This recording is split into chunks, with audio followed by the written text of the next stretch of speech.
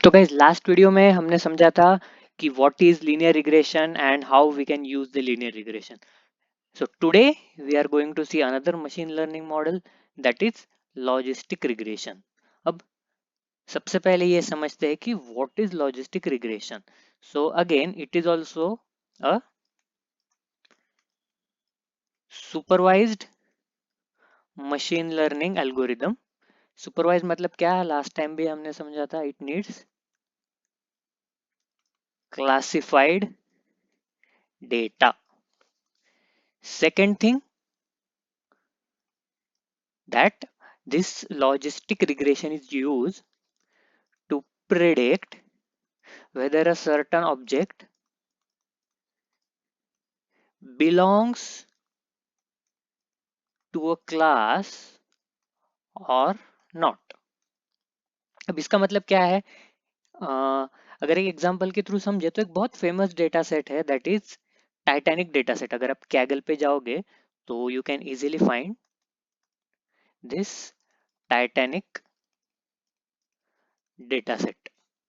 अब इसमें क्या है कि बहुत सारी वैल्यूज दी है, पैसेंजर आईडी, उनका एज, वो कौन से फ्लोर पे थे उस शिप में, कौन से रूम में थे, एंड हमें प्रिडिक्ट करना है डिड दे सरवाइव और नॉट. अगर सरवाइव किए दैट विल बी 1, अगर नहीं किए तो इट विल गिव 0. सो ऐसी जब केसेस आती है जहाँ पे हमें प्रिडिक्ट करना होता है कि whether a particular value belongs to this object और दिस ऑब्जेक्ट, दिस क्लास और दिस क्लास, मतलब either of one class, तो उस केस में we use logistic regression. Linear regression में क्या होता था, we used to predict continuous values, and यहाँ पे भी हम क्या कर रहे हैं, we predict where to which class a particular object belong. ठीक है, अब थोड़ा मैथमेटिकली समझते हैं कि जो लॉजिस्टिक रिग्रेशन है उसका इक्वेशन किस तरीके से होता है.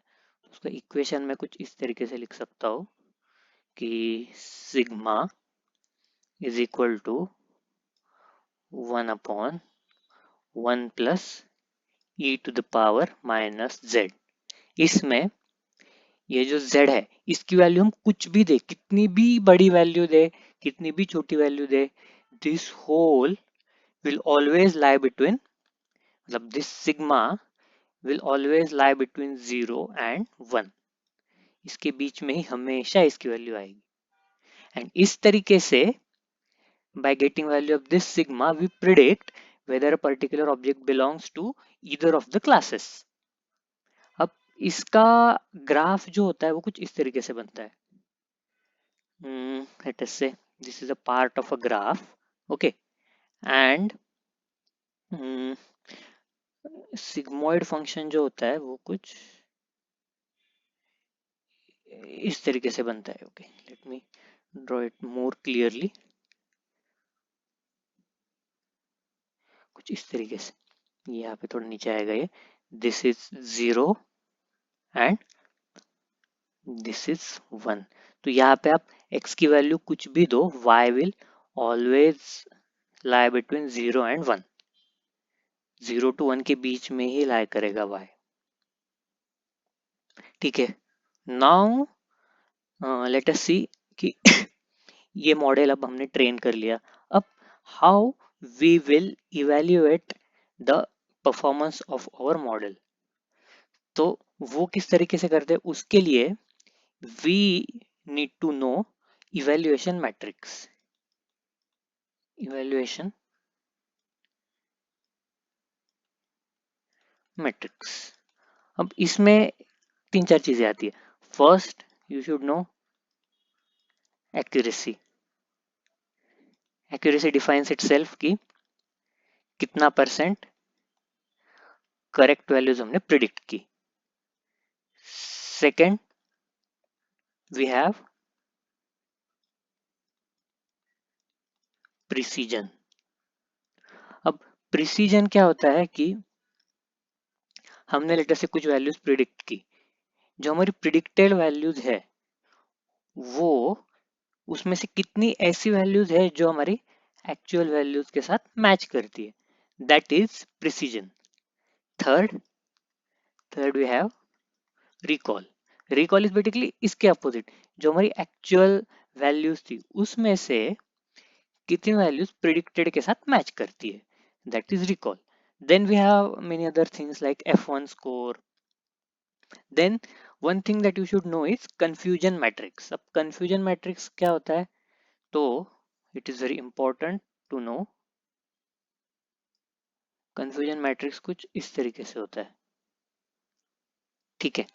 यहाँ पे we will have our predicted values, जहाँ पे प्रिडिक्टेड वैल्यू 0 थी, प्रिडिक्टेड वैल्यू 1 थी। Similarly this side we will have actual values, actual value 0 थी, एक्चुअल वैल्यू 1 थी। अब यहाँ पे आएगा true negative, this will show false positive.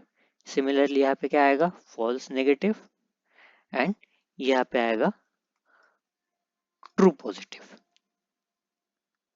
So by evaluating this matrix, we can determine performance of our model, ठीक है। So this was all for the theory.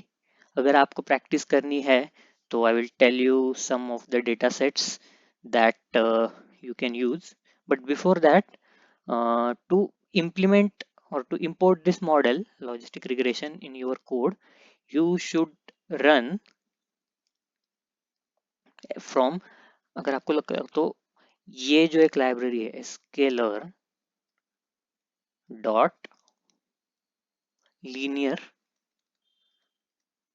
Underscore model, इसमें से you need to